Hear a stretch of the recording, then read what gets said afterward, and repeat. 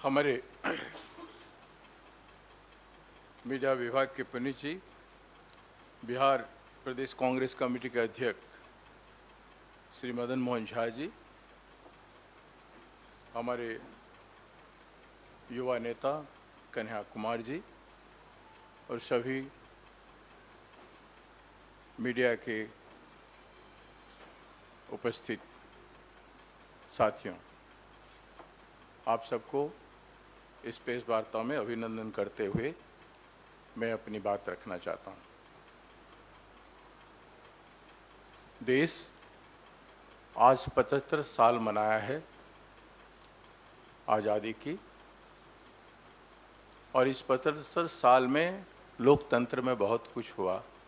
विशेषकर इन दिनों कुछ बड़े बड़े घटनाएं बहुत हुई है, जैसे कि लोकतंत्र के खिलाफ, लोकतंत्र को दमन करने के लिए, चुनी हुई सरकार को तोड़ने के लिए अनेक घटना घटी, चाहे कर्नाटक हो, मध्य प्रदेश हो और रिसेंटली महाराष्ट्र हो। देश इसको देखा है। उसके साथ साथ ऐसे समय जहां डेमोक्रेसी का,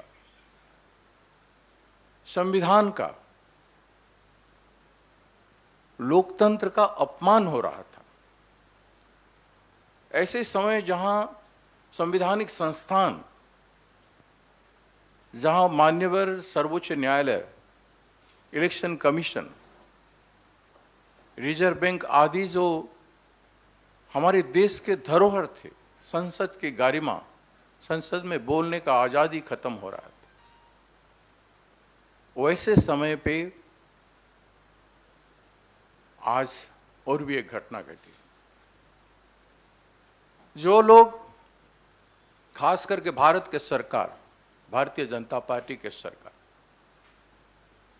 लोकतंत्र को मजाक बना दिए थे, एक गेम बना दिए थे, जब चाहे जैसे चाहे करते रहें। कोविड का नियम सबको लागू था, लेकिन कोविड चलते समय सरकार बनाने में, अलग अलग राज्यों में तोड़ने में, सरकार लोगों को जान बचाने की जगह पर सरकार बनाने और बचाने सब में लगे हुए थे। और वाहवाही ले रहे थे कि हमने इतने राज्यों में सरकार बनाया। संकल्प लिया था कि हम कांग्रेस मुक्त भारत बनाएंगे,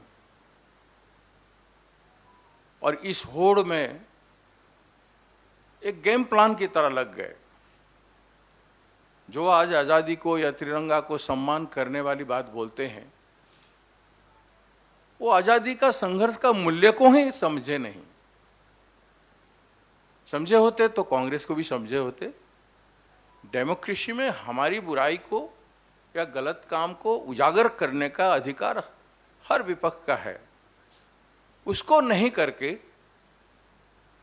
आप फिजिकल अस्तित्व मिटाने में अपना सारा ताकत और सारा सरकार के संस्थान को कमजोर कर दिया। लेकिन ऐसे में बिहार एक संदेश दिया देश को, लोकतंत्र को बचाने के लिए। ऐसे समय में बिहार में socialist, democratic, centrist forces, left forces, एक बहुत बड़ा व्यापक विचार का समूह, जो फासिस्टवादी ताकत, जो कम्युनल फोर्सेस जो ताकत है, उसके विपरीत सारे फोर्सेस बिहार में एक हो गए और लोकतंत्र के सम्मान में, डेमोक्रेसी के सम्मान में, संविधान के सुरक्षा के सम्मान में, व्यक्ति, समूह, संस्थान, संगठनों की, दलों की आजादी के उद्देश्य में एक दिशा निर्देश दिए। एक महागठबंधन हुआ और जिसमें बिहार में बीजेपी की सरकार को, बीजेपी पार्टी को उस सरकार से बाहर कर दिया गया।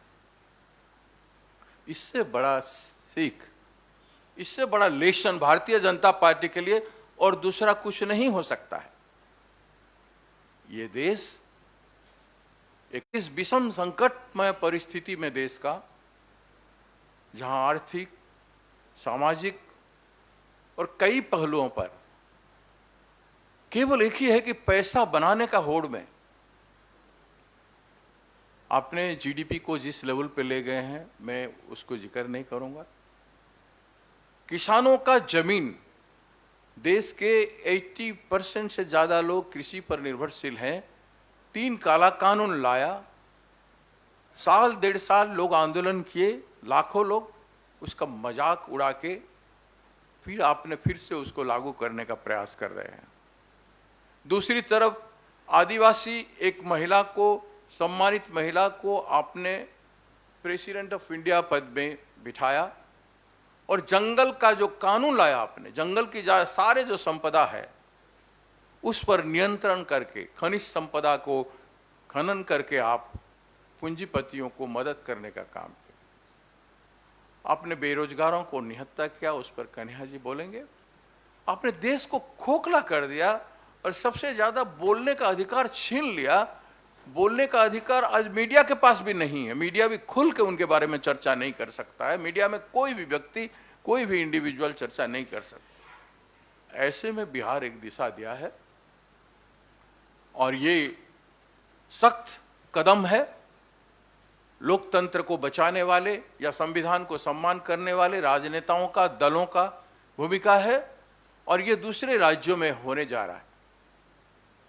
हम अपील करना चाहते हैं कि जो देश बेचने वाले हैं, सारे LIC, इंश्योरेंस कंपनी, बैंक या जितना उद्योग या पोर्ट या बंदर, जितने चीज हैं उसको बेच चुके हैं, इन लोगों से देश बचाने की जरूरत है।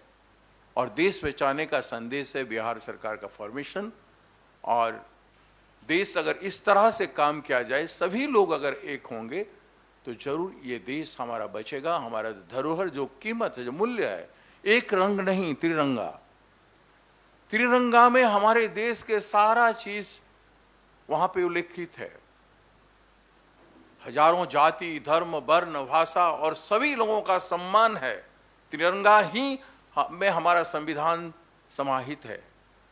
तो वो संदेश इस देश को कांग्रेस पार्टी ने भारत जोड़ो आंदोलन जो आह्वान दिए हैं, श्रीमती सोनिया गांधी जी कांग्रेस अध्यक्ष, हमारे नेता राहुल गांधी जी जो भारत जोड़ो यात्रा का शुरुआत करने जा रहे हैं 7 तारीख से, सारा देश में कांग्रेस जन गांव-गांव में जनसंपर्क इन दिनों किए हैं और आने वाले दिनों में इसका बहुत व्यापक असर होने जा रहा है। मैं आप सभी लोगों को इस बात को कांग्रेस पार्टी की ओर से जानकारी देना मेरा कर्तव्य था और हम कांग्रेस पार्टी की ओर से, अखिल भारतीय कांग्रेस पार्टी की ओर से श्रीमती सोनिया गांधी जी, श्री राहुल गांधी जी की ओर से इस सरकार का, नई सरकार जो बना है, उस राजनीतिक प्रक्रिया का और सरकार का हम अभिनंदन करते हैं। आशा करते हैं कि सारे मूल्यों को जिंदा रख के आने वाले दिनों में ये सरकार बिहार की जनता के अनुरूप खड़ा हो। Thank you. अभी बोल दे। अभी हमारे मदन मोहन झा जी हमारे बिहार के अध्यक्ष हैं। आदरणीय हमारे बिहार के प्रभारी भक्तचरण दास साहब, विनेश जी, हमारे मंचासीन हमारे युवा नेता कन्हैया कुमार जी, सामने बैठे हुए हमारे अजय जी, यहाँ हमारे पत्रकार बंधुगण और मीडिया कर्मियों, सबसे पहले तो आप सबों का इस प्रेस कॉन्फ्रेंस पे स्वागत है। और आप सभी, हमारे प्रभारी जी ने विस्तार पूर्वक आपको बताया है। आप बहुत से लोग बिहार से व्यक्तिगत रूप से परिचित भी हैं और वहाँ के निवासी भी हैं। आप लोग बिहार के बारे में बहुत बात जानते भी हैं, लेकिन बिहार में जो घटनाक्रम हुआ है उसके बारे में भी आपको जानकारी है। लेकिन देश में जो घटना हो रही है, चाहे वो विरोधी दल के नेताओं के साथ हो, चाहे पत्रकार बंधुओं के साथ हो, चाहे अफसर के साथ हो, डरा धमका करके सरकार बनाने की जो एक रणनीति तैयार हुई थी, उसको बिहार के नेताओं ने जो जवाब दिया वह काबिल तारीफ़ है और मैं उन सभी नेताओं को बधाई भी देता हूं और धन्यवाद भी देता हूं जो देश को बचाने के लिए यह कदम उठाए हैं निर्भीकता से। आप सभी जानते हैं आजकल बिहार से जो काम शुरू होता है वो काफ़ी आगे तक जाता है, चाहे स्वतंत्रता का आंदोलन हो, चाहे हमारी ही सरकार को हटाने का आंदोलन हो, और चाहे देश में जो ये गुलामी की जंजीर में हम लोग फंसते जा रहे हैं उसको हटाने का शंखनाद बिहार से शुरू हुआ है, जिसका व्यापक प्रभाव पूरे देश में पड़ा है। ये आप लोग हमसे ज़्यादा जानते हैं और इसलिए बिहार के लोगों को भी और नेताओं को भी पुनः उस पर धन्यवाद देते हैं और आपको विश्वास दिलाते हैं। बिहार के बारे में बहुत प्रचार आप सुनते होंगे, लेकिन वहाँ के लोग निर्भीकता से और ईमानदारी से जो कदम उठाए हैं उससे आप परिचित हैं और आगे भी मैं समझते हैं जो देश के लेवल पर जो वो कहीं ईडी, कहीं आईटी, कहीं सीबीआई, कहीं सीआईडी से डराते हैं, बिहार के लोग ने संकल्प ले लिया है जो अब हम इससे डरने वाले नहीं हैं। आप जानते हैं जो स्वतंत्रता आंदोलन में बिहार का क्या योगदान है। देश के आंदोलन आज़ाद कराने में बिहार अग्रणी भूमिका निभाया है और महात्मा गांधी जी के नेतृत्व में चंपारण से जो आंदोलन किया था एक आज़ादी पाने के लिए, मैं सबों को बताना चाहता हूँ यह देश जो गुलामी की जंजीर में फंसते जा रहा है, हम लोग ने प्रण लिया है जो अपने नेता राहुल गांधी जी के नेतृत्व में पुनः देश को आज़ाद करने के लिए कोई भी कुर्बानी देने के लिए तैयार हैं और उसमें एक दल छोड़ करके सभी दल आज हम लोग एक साथ एक मंच पर आए हैं, मन से और कर्म से भी। मैं आप सबों से निवेदन करता हूं कि आपका भी इसमें बहुत बड़ा योगदान होगा। हम लोग जो करेंगे उसको आप ही लोग मूर्त रूप देंगे, इसलिए आप लोग से भी हम उम्मीद करते हैं कि बिहार में जो हुआ है उसको अन्य जगह भी हो, इसमें आप लोग की अग्रणी भूमिका हो, निर्भीकता से लोग काम करें, आप लोग भी करें और हम लोग भी करें, इसमें हम आपका पूरा योगदान चाहते हैं। धन्यवाद, जय हिंद। अभी कन्या कुमार जी आपको संबोधित करें।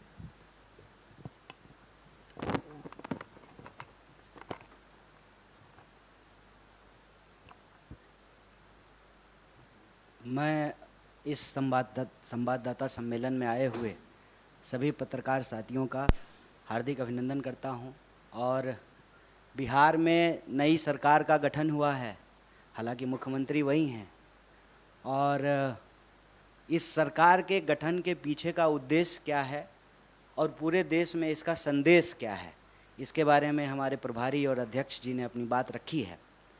मैं बिहार के मुद्दों पे कुछ आपसे बात करना चाहता हूँ। हमारा मानना है, हमारी पार्टी यह स्पष्ट तौर पे सोच रही है, समझ रही है और इस पर एक्ट कर रही है कि देश में अब दो तरह के वोट हैं। एक वोट जो देश को बेचने की कार्रवाई को आगे बढ़ा रहा है और दूसरा वोट जो देश को बचाने की कार्रवाई को आगे लेकर के जाना चाहता है। देश बेचने और बचाने की जो ये लड़ाई है, ये आप तमाम लोगों से छुपा हुआ नहीं है। हम सब देख रहे हैं कि सरकारी संपत्ति की लूट और सरकार के दोस्तों को छूट मिल रही है और देश के जो नौजवान हैं, मैं युवा हूं और राजनीति में हूं, तो यह मेरा धर्म भी है और कर्तव्य भी है कि हम नौजवानों के सवाल को प्राथमिकता से उठाएं। और नौजवानों का मुद्दा ये है, खास करके अगर आप बिहार की बात करेंगे तो देश के 5 सबसे ज़्यादा बेरोजगारी दर वाले राज्यों में बिहार भी शामिल है। बिहार की जो यह बदतर स्थिति है उसको बेहतर स्थिति में हम कैसे बदलें, यह हमारा उद्देश्य है। और इस उद्देश्य को लेकर के देश के भीतर कहीं भी कोई भी अगर एकता बनाने का प्रयास होता है तो कांग्रेस पार्टी चाहे दलीय तौर पे उसको कोई नुकसान हो, उस नुकसान को बर्दाश्त करते हुए भी दल से ऊपर देश को रखते हुए उस सरकार को हम गठित करने में, उसको बनाने में और उसको बचाने में अपनी भूमिका निभा रहे हैं। लोग गुणागणित करते हैं, कितना मंत्री मिला, कितने एमएलए हैं, कौन जो है उप मुख्यमंत्री है। ये सारा गुणागणित तब होगा ना जब देश के भीतर सरकार गठन की प्रक्रिया पारदर्शी तरीके से चलती रहेगी। आप सब देख रहे हैं कि क्या हो रहा है कि विधायक जो हैं वो होटल खेल रहे हैं, जैसे कोना कोना खेलते हैं ना बच्चा लोग, वैसे होटल खेल रहे हैं, रिजॉर्ट चल रहा है। और आपने देखा कि बिहार में कोई रिजॉर्ट नहीं हुआ, बिल्कुल स्मूथ ट्रांजिशन हुआ है। और यही बिहार की खास बात है। और जैसा कि हमारे अध्यक्ष ने आपको याद दिलाया, सिर्फ इस दौर की बात नहीं है, आप किसी दौर की बात कर लीजिए। जब कहा जाता था कि नंद वंश के खिलाफ कोई बोल नहीं सकता है, तो एक असली चाणक्य, ये वाले नहीं, बेटा को सेक्रेटरी बना देना जो है, ये चाणक्यपन नहीं है, ये ओछापन है, ये दोहरापन है। जो असली चाणक्य थे वो चंद्रगुप्त मौर्य को जो है वो सम्राट बना दिए। और हर दौर में आप देखते जाइए, अगर आप स्वतंत्रता आंदोलन की बात कर रहे हैं, हम लोग 75वीं वर्षगांठ मनाए हैं, तो 1857 की क्रांति में वीर कुंवर सिंह जैसे लोग बिहार में पैदा हुए कि अपना हाथ काट करके नदी में प्रवाहित कर दिए। आप 1942 के भारत छोड़ो आंदोलन को देखिएगा, तो मैं जिस इलाके से आता हूं उसको बिहार का बारदोली कहा जाता है। आप उसके बाद देखेंगे तो एक इकलौता आदमी एक छेनी हथौड़ी लेकर के पहाड़ काट करके रास्ता बना दिया। तो ये जो बीजेपी की लूट का पहाड़ है, उसके दोस्तों के छूट का जो कारोबार है, ये जो बेकार की बात है, उससे एक रास्ता बनाने के लिए रोजगार की बात करना जरूरी है। रोजगार एक बहुत बड़ा सवाल है। और आप जब बोलेंगे या सुनेंगे तो महंगाई और भाजपाई आपको सुनने में एक जैसा लगेगा। महंगाई, दंगाई, ये सब जो है भाजपाई शब्द से मिलते जुलते शब्द हैं। देश को अगर इस परिस्थिति से निकालना है तो हम लोगों को देश के मुद्दे पर बात करनी पड़ेगी, उस पर एक्ट करना पड़ेगा। और जब हम सरकार में आए हैं तो हमारी पहली प्राथमिकता ये सुनिश्चित करनी होगी कि देश के युवाओं को रोजगार मिले, महंगाई से त्रस्त जनता को हम लोग बचाएं, सरकारी संस्थानों की रक्षा करें, लोकतंत्र की प्रक्रिया जिंदा रहे कि कल को फिर से जो है कोई सच्चा चाय बेचने वाला का बच्चा जो है देश का प्रधानमंत्री बन सके। नेहरू जी हुए तभी मोदी जी हुए हैं। तो मोदी जी ऐसी परिस्थिति ना पैदा कर दें, वो कालिदास की कहानी आप लोग सुने होंगे कि जिस डाल पे बैठे हैं उसी डाल को काटने लगे हैं।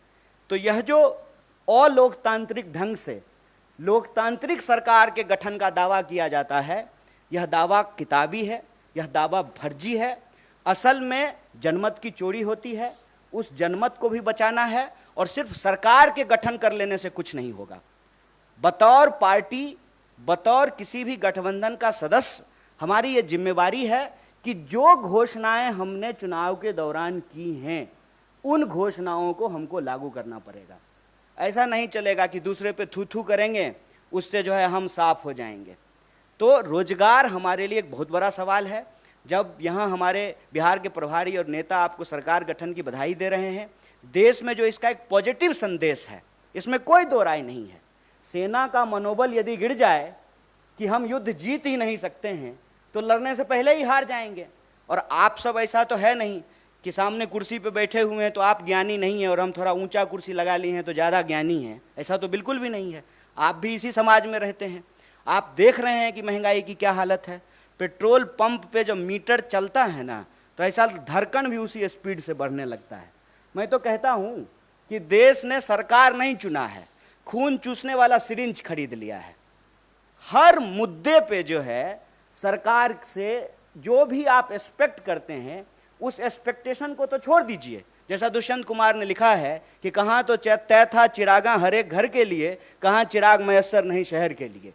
कि पेट्रोल महंगा है, एक तरफ पेट्रोल ऊपर जा रहा है, रुपया नीचे आ रहा है। महंगाई का दर देश में सबसे ज़्यादा है। एक एक करके सरकारी संस्थान बेचे जा रहे हैं। पीएसयू को आप उठा करके देख लीजिए। परमानेंट नौकरियां लगातार कम की जा रही है, ठेके पे बहाली किया जा रहा है। कैसा परमानेंट जुगाड़ किया है सरकार ने साहब कि प्रधानमंत्री होते हैं 5 साल के लिए, संविधान में ऐसा लिखा हुआ है, लेकिन आप जो है सत्ता का अहंकार देखिए कि प्रधानमंत्री के जो नंबर 2 हैं वो कहते हैं कि हम जाने के लिए नहीं आए हैं, 50 साल यहीं रहेंगे। तो नियम ही बदल दीजिए कि अब प्रधानमंत्री का चुनाव 5 साल के लिए नहीं होगा, 50 साल के लिए होगा। जहां कॉन्ट्रैक्ट पे चीजें हैं कि आप 5 साल के लिए ही प्रधानमंत्री हो सकते हैं, वहां आप लाइफ टर्म रिचार्ज चाहते हैं, life term full time recharge. लेकिन जहां सरकारी नौकरी में परमानेंट की व्यवस्था थी उसको एक एक करके समाप्त किया जा रहा है। आप जो है अग्निपथ में देख लिए हैं कि क्या हुआ है, 5 साल के लिए वो मंत्री बनेंगे, 5 साल के लिए एमएलए बनेंगे, लेकिन नौकरी 4 साल के लिए मिलेगा। ये क्यों किया गया है?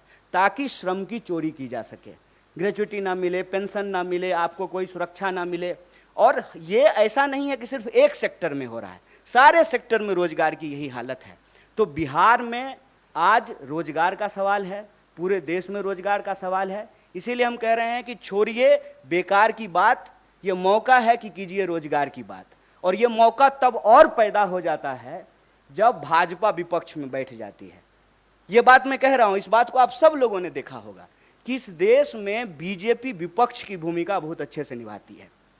ज्यों ही बीजेपी विपक्ष में गई, रोजगार की बात करना शुरू कर दी। इसीलिए मैं आप लोगों के माध्यम से देश को अपील करना चाहता हूं कि आप चाहते हैं कि इस देश में रोजी रोटी, कपड़ा, मकान, शिक्षा, स्वास्थ्य, सड़क, बिजली, पानी, ये राजनीति का मुद्दा रहे, तो भाजपा को विपक्ष में बिठाइए। भाजपा को ज्यों ही विपक्ष में बिठाइएगा और स्मृति ईरानी जी सिलेंडर लेकर के आपको रोड पे दिख जाएंगी। भाजपा को अब ज्यों ही विपक्ष में बिठाए बिहार में, तुरंत वहां पे रोजगार की बात होनी शुरू हो गई। 10 लाख, 20 लाख, जब 10 लाख और 20 लाख का बात होगा तो 2 करोड़ रोजगार का भी बात होगा ना। तब देश का बहस जो है वो हिंदू मुसलमान से निकल करके काम पे आ जाएगा। जब काम पे बात होने लगेगी, अपने आप हिंदू मुसलमान पे बात नहीं होगी। तो जो देश के मुद्दे हैं उन मुद्दों पर देश में बात हो। और जो एक अंधेरे का वातावरण बनता जा रहा था ना कि भाजपा तो अजय है, इसको हराया नहीं जा सकता है, ए साहब ये बिहार है, संभल के रहिएगा। यहाँ पे लोग जो है ना उड़ती हुई चिड़िया का पर जो है गिन लेते हैं। अपना आप सूटकेस लेके घूमते रह जाइएगा। हम अपना श्रम बेचते हैं, पूरे देश में जाकर के मजदूरी करते हैं, श्रम बेचते हैं, ईमान नहीं बेचते हैं, इस बात को याद रखिएगा। और जब भी देश में अंधेरा बढ़ता है तो आशा की किरण बिहार से आती है। और मैं उम्मीद करता हूं कि देश में एक मजबूत विपक्ष का संदेशा बिहार ने दिया है। देश के युवाओं से अपील है कि आपका मुद्दा रोजगार है, देश के आम लोगों से अपील है कि आपका मुद्दा महंगाई है। इन मुद्दों पर राजनीतिक विमर्श हो और उस विमर्श को बतौर देश की सबसे बड़ी विपक्षी पार्टी होने के नाते इसको हम जिम्मेवारी से निभाएंगे। और देश के जो सवाल हैं, जो सकारात्मक मुद्दा है, जो पॉजिटिव पॉलिटिक्स है, उसको हम ले जाने का प्रयास करेंगे। आप सब लोग इस प्रेस कॉन्फ्रेंस में आए और हमारे सचिव जी यहाँ विनीत जी मौजूद हैं, आपने बात करने का मौका दिया। आप सबका बहुत बहुत धन्यवाद, बहुत शुक्रिया।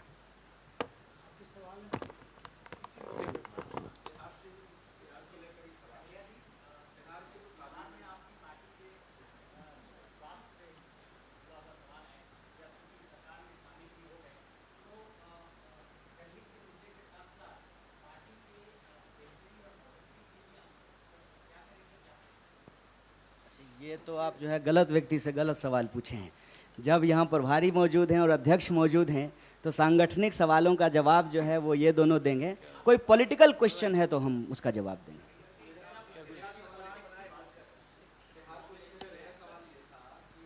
वो हम बोलते हैं।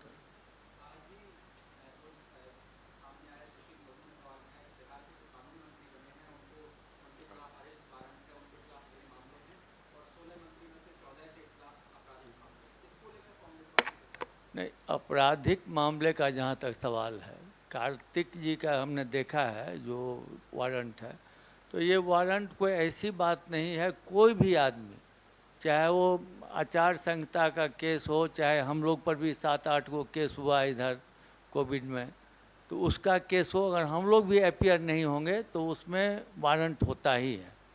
अब वो किस नेचर का केस है ये तो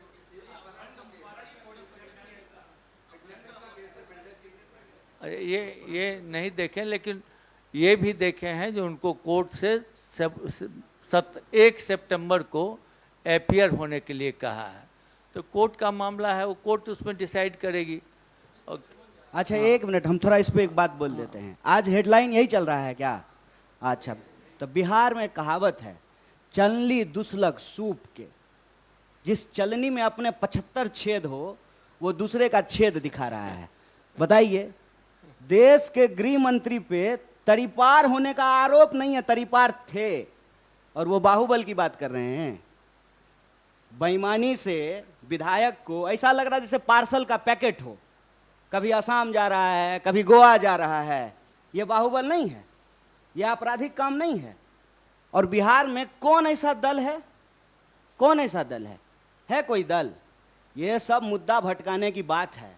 मैं तो नीतीश जी को धन्यवाद देना चाहता हूँ। नीतीश जी अपने एक कार्रवाई से ना बहुत लोगों का कैरियर सेट कर देते हैं। अभी देखिए कि नीतीश जी मुख्यमंत्री हैं, गठबंधन के साथ ही बदल लिए हैं, ठीक है, तो सुशील मोदी जी भी मीडिया में आने लगे हैं। उन्हीं का पार्टी ने उनको साइड कर दिया था। कौन उनको डिप्टी सीएम के पोस्ट से हटा दिया? नीतीश जी हटा दिए कि यही लोग हटा दिए? देखिए, ये सब ना हमारे यहाँ कहावत है, छपास का बीमारी होता है कुछ लोगों को, कुछ भी पकड़ करके कुछ भी बोलेंगे। अरे कोई लॉजिक का बात कीजिए। राजनीति में कौन ऐसा नेता है जिस पे केस नहीं होता है? और सारे केस सही होते हैं। किसी के पास 18 मुकदमा है, 17 मुकदमा है। आप चुनाव लड़िएगा, कोई आप कैंडिडेट हैं, आपको पता भी नहीं है, बिजली के पोल पे जो है कोई झंडा लगा दिया है, आचार संहिता का उल्लंघन हो गया, आपके ऊपर केस हो गया, और आप अपीयर नहीं होइएगा, आपके खिलाफ वारंट जारी हो जाएगा। कानून की अगर बात कर रहे हैं तो कानून की भाषा में बात कीजिए। कोई भी अपराधी तब तक अपराधी नहीं है जब तक न्यायालय ने उसको अपराध साबित नहीं कर दिया हो। ये सब राजनीतिक छींटाकशी है। हम आज पॉजिटिव मुद्दे को लेकर के आपके बीच आए हैं, और हम चाहते हैं कि हेडलाइन मैनेजमेंट का जो भाजपा का तरीका है ना, उसमें हाथ जोड़ करके आप भी मत पड़िए। आज सवाल बिहार के विकास की होनी चाहिए। बिहार में 12 करोड़ से ज़्यादा पॉपुलेशन है, सबसे ज़्यादा पलायन है, तमाम विभाग में रिक्तियां पड़ी हुई है, पीएचसी में जो है डॉक्टर नहीं है, स्कूल में जो है टीचर नहीं है। उन सारी रिक्तियों को कैसे भरा जाएगा? नौकरियां कैसे मिलेगी? रोजगार के नए साधन कैसे पैदा होंगे? स्मॉल स्केल और मीडियम स्केल इंडस्ट्रीज को कैसे लगाया जाएगा? ह्यूमन रिसोर्स मैनेजमेंट कैसा किया जाएगा? पंजाब में जाकर के धान काट सकते हैं और अपने खेत में जो है धान नहीं उगा सकते हैं। दूसरे शहर में जाकर के रोड बना सकते हैं, अपने राज्य का सड़क नहीं बना सकते हैं। गुड़गांव में जाकर के आप जो है कॉल सेक्टर में जाकर के काम कर सकते हैं, सर्विस सेक्टर में काम कर सकते हैं। पटना में कॉल सेंटर नहीं खुल सकता है, मुजफ्फरपुर में कॉल सेंटर नहीं खुल सकता है। पॉजिटिव बात कीजिए। 20 साल से तो भटका ही रहे हैं बिहार के ये लोग, और ये भी सरकार में शामिल थे। कोई मुकदमा नया हुआ है? जब आपका सरकार था, अभी कुछ ही दिन पहले था ना, तू मैं, इसका कोई जवाब है? माने ये अगर हम भी कहेंगे तो गलत होगा कि नीतीश जी जब भाजपा के साथ रहेंगे तो सांप्रदायिक हो जाएंगे और हमारे साथ आएंगे तो धर्मनिरपेक्ष हो जाएंगे। ये सब राजनीति में चीज़ों को भटकाने की बात है। और ये ना ब्रिटिशर्स की पॉलिसी थी, डिवाइड एंड रूल। और ये जो ब्रिटिशर्स के साथ जासूसी करते थे, इनका रूल है डाइवर्ट एंड रूल। डाइवर्जन में मत फंसिए, मुद्दे की बात कीजिए। किसी के ऊपर अगर कोई केस है तो न्यायालय उस पर फैसला करेगी, पुलिस उसको पकड़ेगा। जबरदस्ती से न्यायपालिका का सवाल कार्यपालिका पे ले आइएगा, कार्यपालिका का सवाल विधायिका पे लेके चले जाइएगा, ये तो वही बात हो गई ना। वित्त का जवाब जो है रक्षा मंत्री दे रहा है, रक्षा मंत्री का जवाब जो है वित्त मंत्री दे रहा है, और जिसको बोलना चाहिए, जिसको घूमना चाहिए, वो नहीं बोल रहे हैं, वो घूम नहीं रहे हैं। प्रधानमंत्री विदेश मंत्री बन करके जो है वास्को डी गामा की तरह दुनिया का चक्कर लगा रहे हैं। जिम्मेदारी फिक्स होना जरूरी है, और हमारी जिम्मेदारी ये है एज ए अलायंस पार्टनर कि सरकार ने जो वादे किए हैं वो डिलीवरेबल कैसे हो, जनता के पास जो है वो कैसे पहुंचे, ये मुद्दा हमारा है। प्लीज किसी तरह के डाइवर्जनी प्रैक्टिस में हम लोगों को फंसने की जरूरत नहीं है।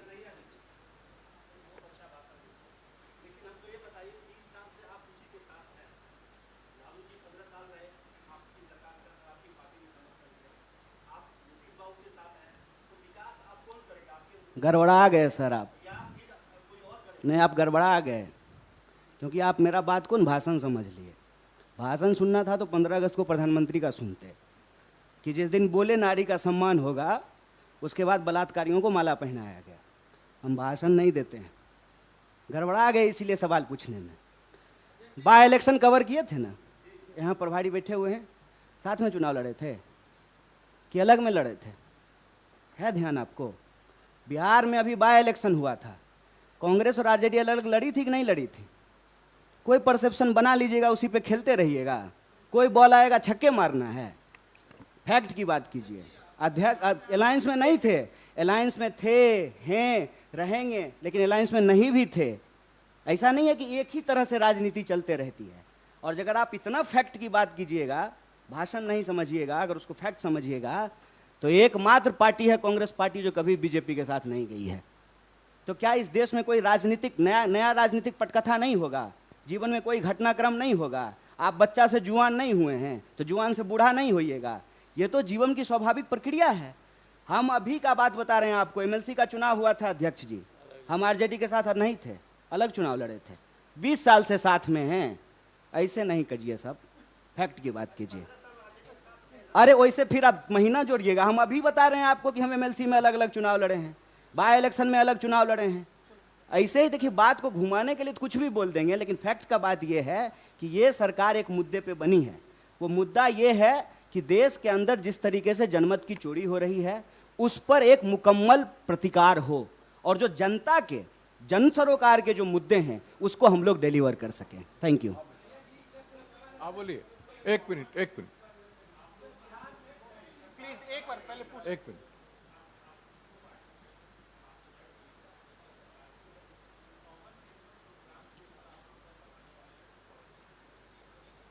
नहीं, वो सही बात है।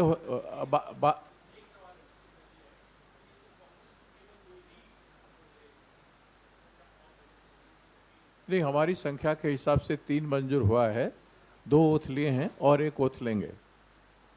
और दूसरी बात है, कॉमन मिनिमम प्रोग्राम के बारे में बात हुआ है। सब पार्टी, जो 7 पार्टी इन्वॉल्व हैं महागठबंधन में, उन सब लोग बैठ के कॉमन मिनिमम एजेंडा बनाएंगे और उस पर अमल किया जाएगा।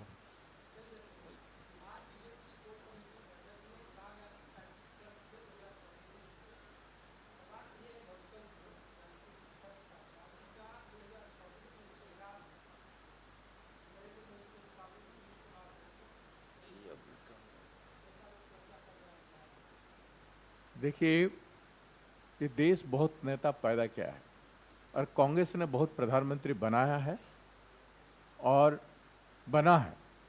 हमारे कांग्रेस पार्टी का नेता है श्री राहुल गांधी जी।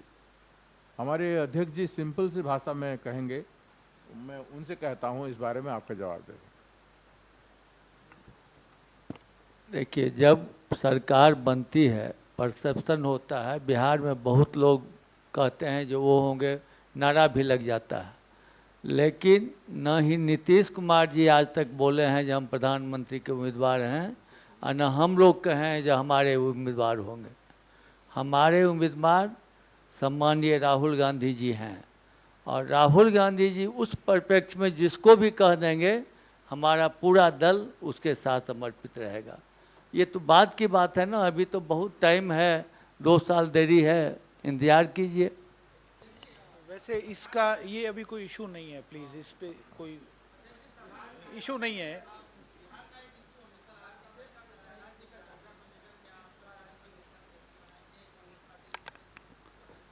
निश्चित रूप से विशेष राज्य का दर्जा मिलना चाहिए। माननीय प्रधानमंत्री जी नरेंद्र मोदी जी ने 2 बार बिहार के लोगों को वादा किया, और इसी इशू पर में अगले बार जो हमारे नेता अभी महागठबंधन के हैं नीतीश कुमार जी, उनको बरगला करके समझा करके जो 2015 में जो जनादेश हम लोग को मिला था, सिर्फ इसी पॉइंट पर में लेके गए।